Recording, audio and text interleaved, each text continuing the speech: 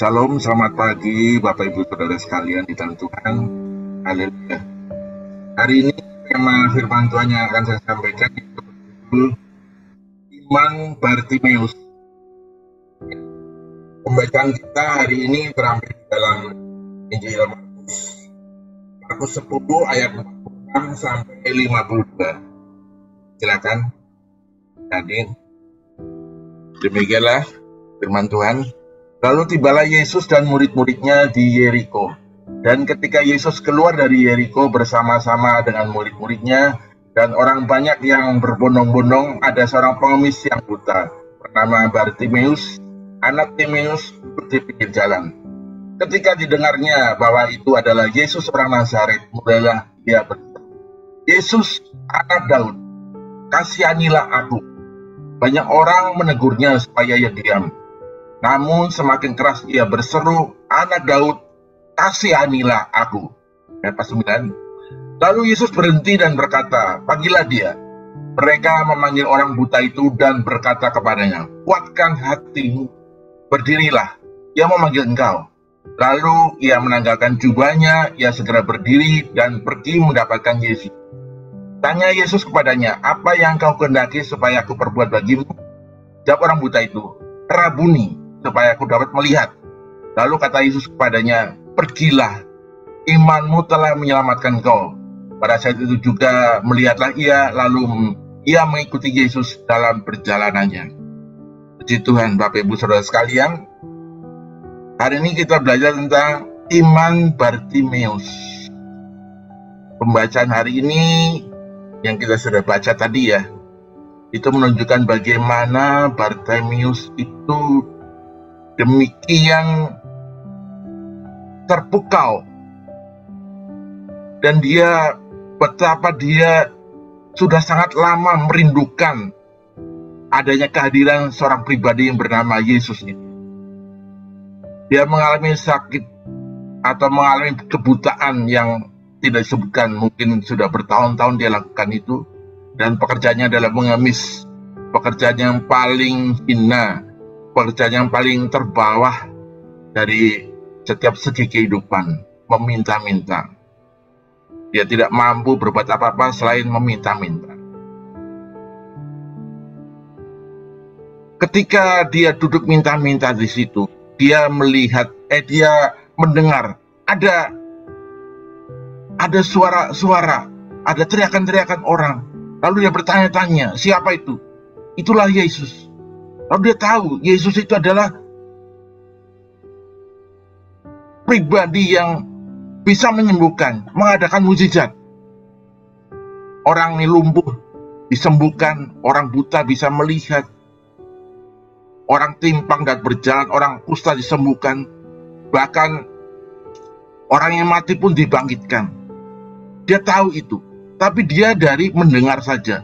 Dan ini kesempatan yang langka, yang tidak akan terulang lagi. Dia tahu saat itu, ya. Jadi ada beberapa hal yang kita pelajari, ya, dari Bartimeus ini. Yang pertama, saudara-saudara sekalian, yaitu Bartimeus itu memanfaatkan kesempatan atau momentum. Inilah kesempatan yang dia dapat oleh Bartimeus ini. Jarang-jarang sekali Yesus melewati kota Yeriko. Tentu sudah melakukan pelayanan, melakukan suatu pekerjaan di kota Yeriko, ataupun kegiatan lain, ya, atau mengadakan pengajaran di Yeriko yang kita tidak sebutkan di sini. Dan Yesus bersiap-siap untuk melewati kota Yeriko. Dan ketika dia mendengar, dia tahu itu kesempatan bagi dia. Dia tidak bisa melihat, dia tidak bisa mengetahui di mana itu Yesus. Yang satu yang dia lakukan adalah berteriak. Inilah kesempatan bagi dia. Ada pantun, Bapak Ibu Saudara sekalian, memanfaatkan kesempatan itu. Ya. Bu Ani naik mobil dari Manado ke Minahasa. Jika kesempatan tak diambil, hanya sesal yang tersisa. Dia tahu kesempatan ini harus diambil. Jangan sampai menyesal, ya. Menyesal, nasi sudah menjadi bubur, percuma. Dia tidak mau melewatkan kesempatan itu yang diambil oleh Bartimeus ini, ya. Bartimeus mengalami kesulitan, mengalami kesusahan. Dalam hidup hanya satu yang diinginkan adalah kesembuhan. Dalam pembacaan berikutnya kita lihat, apa yang kau inginkan dari aku, kata Yesus. Aku ingin sembuh, ya. Itu yang diinginkan. Bartimeus tidak meminta-minta kekayaan, tidak meminta uang dan sebagainya, ya. Tapi dia meminta kesembuhan. Dia tahu hal yang dia inginkan adalah kesembuhan. Bapak Ibu Saudara sekalian, Bartimeus mulai tumbuh imannya. Dari mulai dia mendengar kata-kata orang tentang mujizat yang dilakukan oleh Tuhan. Dia tidak bisa menyaksikan dengan mata sendiri, tapi dia mendengar dari kata-kata orang. Bukankah iman yang timbul dari Bartimeus ini adalah iman di mana kita juga kita juga baca dalam Roma 10:17 bahwa iman itu timbul dari pendengaran oleh firman Tuhan. Banyak mendengar firman Tuhan, maka iman kita menjadi tumbuh, iman kita menjadi dibangkitkan. Bicara masalah kesulitan, kesusahan, siapa di antara kita yang tidak mengalami kesulitan, kesusahan? Kesusahan itu adalah relatif, saudara-saudara sekalian. Kesulitan. Gambaran Bartimeus itu menggambarkan kita juga, saudara-saudara sekalian. Kesulitan, harapan yang dilakukan. Kita mengalami kesusahan, mengalami kesulitan. Apakah kita mungkin sakit penyakit? Apakah kita sakit secara jasmani ataupun kita sakit secara rohani? Sakit di dalam ekonomi kita. Dunia ini adalah dunia, memang dunia kita hidup di dunia yang penuh dengan kesulitan. Ketika bayi lahir, dia tahu bahwa dunia ini yang dia akan hadapi adalah dunia yang penuh kesulitan. Bayi lahir pasti menangis, Bapak Ibu Saudara sekalian. Adakah di sini Bapak Ibu Saudara ketika bayi lahir langsung tertawa? Pak Roni mungkin ketika lahir apakah tertawa? Ya. Atau Bang Parlin mungkin tertawa? Tidak, ya. Bayi di mana-mana lahir pasti menangis. Karena dia tahu dunia ini penuh dengan kesulitan yang dia akan hadapi, ya. Dari muda sampai tua, ya, sampai meninggal. Kesulitan yang bicara kesulitan tidak berlaku sama orang miskin saja, ya. Sama orang yang punya duit pun, orang kaya juga punya kesulitan juga. Orang yang tidak terkenal punya kesulitan, orang yang terkenal pun punya kesulitan. Makanya saya katakan kesulitan adalah relatif, masing-masing menyikapinya. Ketika kita mengalami kesulitan, kesukaran, apa yang kita lakukan? Kita datang kepada Tuhan. Ketika Tuhan lewat, inilah kesempatan. Kesempatan itu di mana, saudara? Kesempatan di mana kita bisa bertemu dengan Tuhan. Ya. Di mana kita bisa bertemu dengan Tuhan, yaitu dalam event-event. Ya. Seperti saat ini aja kita ini bisa bertemu dengan Tuhan. Kita ungkapkan kesulitan kita ungkapkan kesukaran kita ungkapkan masalah kita, masalah keluarga, masalah pekerjaan, bahkan masalah pelayanan pun kita sampaikan kepada Tuhan. Jangan lewatkan setiap kesempatan yang ada, Bapak Ibu Saudara sekalian. Jangan lewatkan kesempatan ketika kita ngikutin doa pagi. Jam 6 sampai jam 7 lewat begitu saja tanpa ada satupun yang menyantol, ya. Jangan cuma nyantolnya pantun saja, tapi ada makna rohani di situ. Apa yang kita dapat di situ, baik melalui pujian, melalui doa, melalui firman Tuhan yang kita bisa serap. Inilah kesempatan yang kita bisa ambil, bisa menjadi jawaban dari masalah kita. Untuk berteriak dengan keras-keras, ya, supaya di sini dikatakan bahwa ketika kita berteriak, kita berseru kepada Tuhan dengan sungguh-sungguh, ada harapan yang kita akan dapatkan, ya. Ada jawaban yang akan kita dapatkan oleh masalah-masalah kita. Itulah yang pertama, ya. Berbahagialah orang yang tidak melihat namun percaya. Bartimeus tidak melihat tapi percaya. Kita juga demikian, saudara. Kita tidak melihat Yesus secara fisik, tapi kita percaya Dia adalah Tuhan yang sanggup untuk menyelesaikan segala masalah-masalah kita. Itu yang pertama. Lalu yang kedua, saudara sekalian. Yang kedua, yaitu berseru kepada Tuhan dengan tidak putus-putusnya. Apa yang dilakukan Bartimeus ini? Ketika dia berseru pada Tuhan, Yesus anak Daud, kasihanilah aku. Dia berteriak bukan sekali saja, berteriak berulang-ulang. Karena hanya itu saja yang dilakukan. Kalau dia tidak berteriak, tentu tidak tahu itu siapa yang membutuhkan pertolongan. Hanya dia yang lakukan adalah berteriak-teriak. Ya, Yesus anak Daud, kasihanilah aku. Ketika orang-orang menegurnya, ketika orang-orang berusaha untuk mendiamkannya, ayo jangan berteriak-teriak, berisik. Ada yang marahin dia atau ada yang mengusir dia, pergi dari sini, ayo pengemis ya. Dia tidak bergeming, saudara. Dalam arti gini, walaupun sekitar dia itu menekan dia supaya dia berhenti berteriak, dia tidak bergeming. Ini tandanya apa, saudara? Tandanya apa? Kalau kita berseru kepada Tuhan, memohon pertolongan kepada Tuhan, apapun yang menjadi pengganggu kita, itu mungkin intimidasi dan segala macam keraguan, kita harus singkirkan supaya kita tetap fokus pada Tuhan. Kita berseru tidak ada henti-hentinya, ya. Berdoa tidak ada putus-putusnya, ya. Berdoa sepanjang masa, sepanjang hari kita berdoa, memohon pertolongan kepada Tuhan, ya, untuk masalah yang kita hadapi. Sepatu cantik kulit rusa, memakai cincin batu permata. Berdoa jangan putus asa, karena mujizat sudah di depan mata. Jangan berputus asa, ya. Jangan berhenti oleh karena intimidasi, keraguan, ya.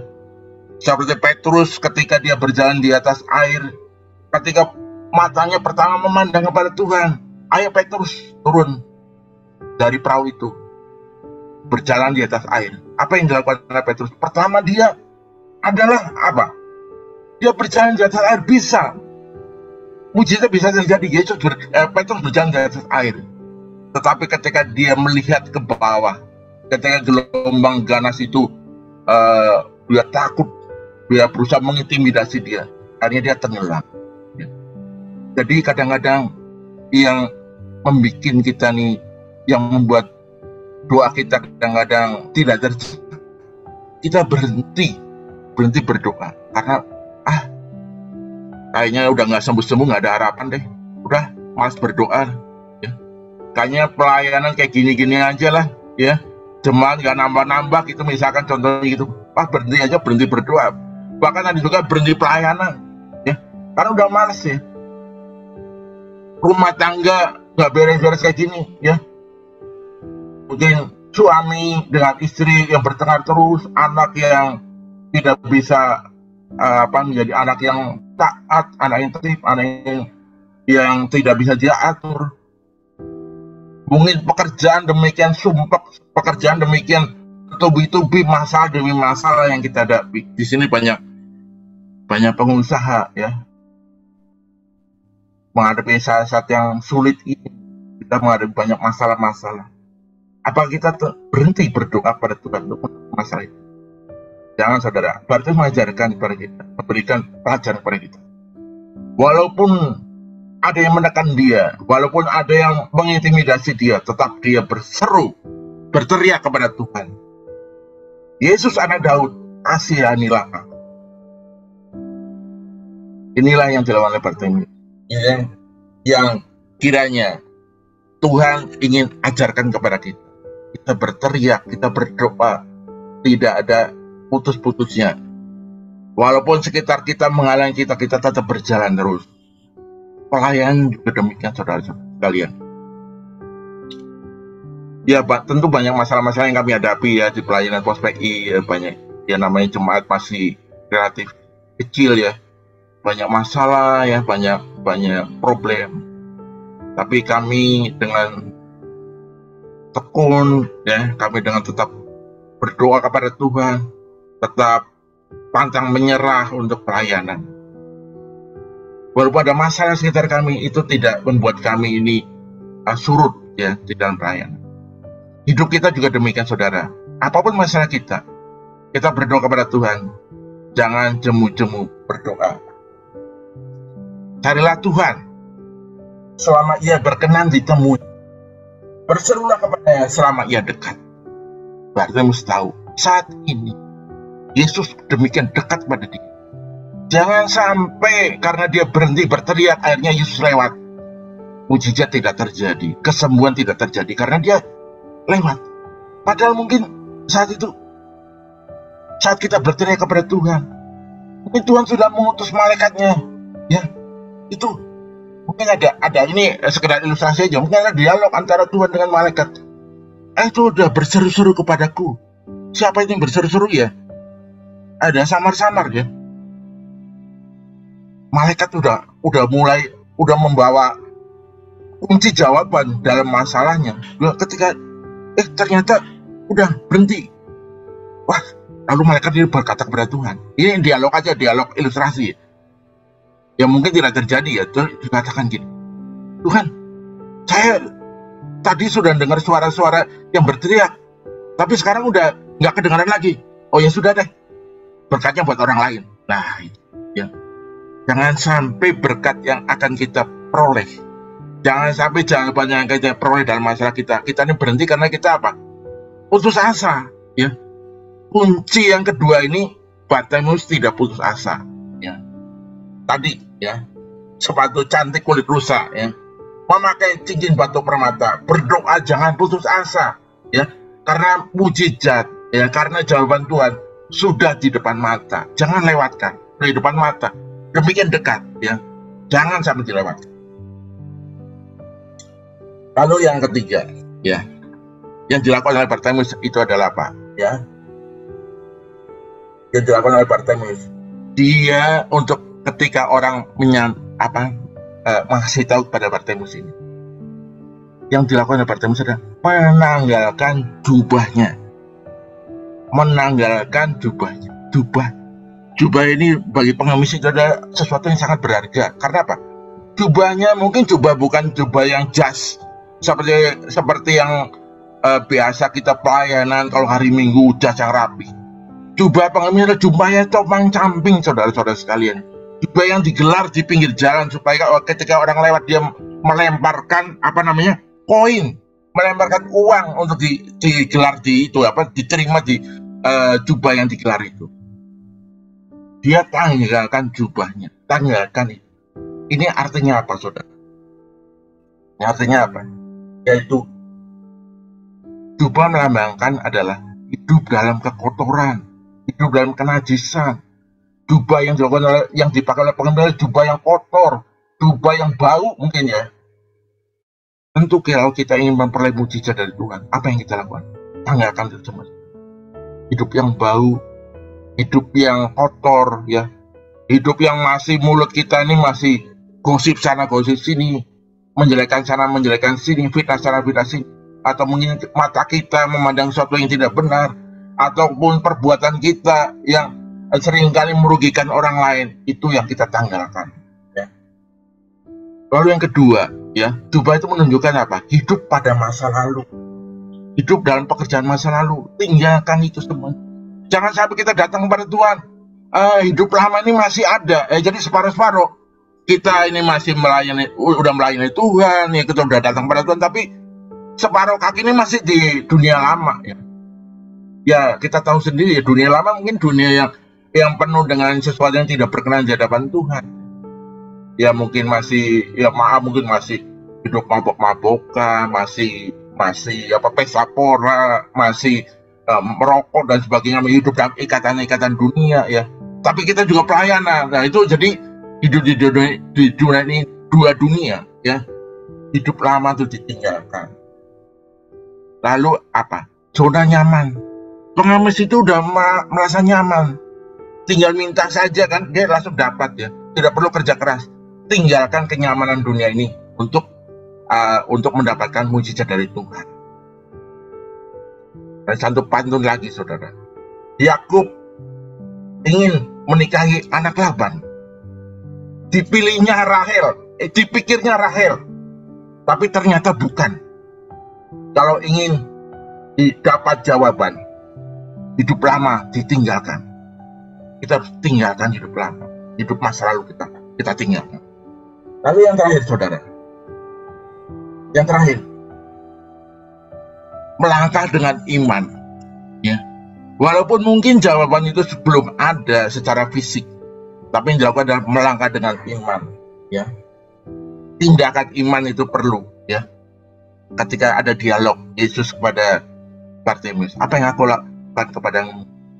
Rabuni, supaya kau dapat melihat. Rabuni menunjukkan bahwa dia itu adalah Yesus adalah guru. Dulu dia tahu bahwa Yesus adalah anak Daud, jauh, tapi sekarang dia berhadapan muka, dia menandakan bahwa dia ada guru, dia sudah siap menjadi Rabuni, aku supaya aku dapat melihat. Apa yang dilakukan Yesus? Yang Yesus itu dikatakan ya, di ayat 52 dikatakan, pergilah, imanmu telah menyelamatkan kamu. Jadi yang menyelamatkan siapa, saudara? Yang menyelamatkan bukan artinya keadaan sekitar, tapi iman, ya. Iman yang menyelamatkan. Kadang-kadang banyak orang ya datang kepada Tuhan, banyak orang yang berseru pada Tuhan. Tidak semua disembuhkan, tidak semuanya mendapat jawaban. Karena apa? Imannya kurang. Imannya masih kurang. Imannya masih penuh dengan keraguan. Tapi Bartimeus tahu imannya sudah cukup kuat. Dia mengatakan pada guru, supaya aku dapat melihat. Maka dia lakukan tindakan iman, dia pergi. Seperti yang dilakukan Yesus pada 10 orang kusta. Pergi, perlihatkan dirimu kepada imam. Ketika dia pergi, orang kusta itu tahir. Begitu juga orang buta ini pergi. Dan ketika itu juga melihat. Jadi iman itu adalah bertindak, saudara-saudara. Iman itu bukan diam. Ketika kita beriman, kita harus bertindak. Supaya dengan kita bertindak, maka mujizat itu akan terjadi. Di bahasanya bagi Bang Parlin, untuk saya kasih pantun. Bang Parlin berburu menjangan, melewati tanah berundak-undak. Jangan hidup dalam angan-angan, segera bangun dan bertindak. Bangkit bertindak, jangan hidup dalam angan-angan. Jangan hidup dalam impian, jangan hidup dalam sesuatu yang dunia yang maya.